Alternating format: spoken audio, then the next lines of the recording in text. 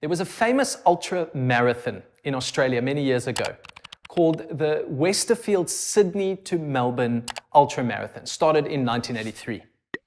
And it was a race that covered 875 kilometers.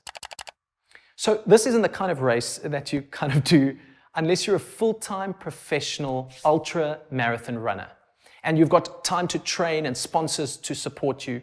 In the very first race, a 63-year-old potato farmer called Cliff Young arrived to enter this race. No one had ever heard of him. He had a pair of old running shoes on. He had cut holes in his pants for ventilation, and he had just one friend who was going to be his support crew.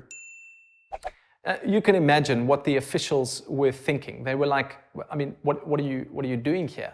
And he said, well, I mean, I've come to run the race. And of course, they laughed at him. And his commentary to the news presenters was that he kind of ran around his farm herding sheep, and that he'd done it for a long time. Well, they couldn't refuse him, and they let him into the race, even though everyone was laughing at him.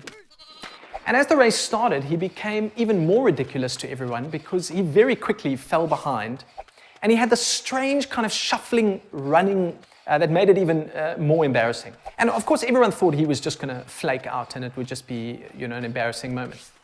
But by the next morning, he had caught up with some of these other professionals, and by the following day, he was already in the lead.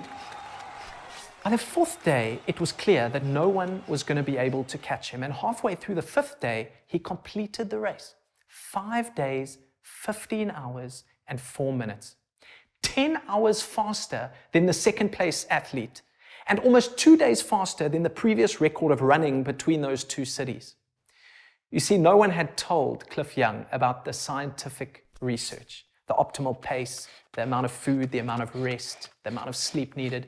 All he knew was he'd run with his sheep before, and he could run this race. So for him, there was no benchmark in his mind that he was comparing to.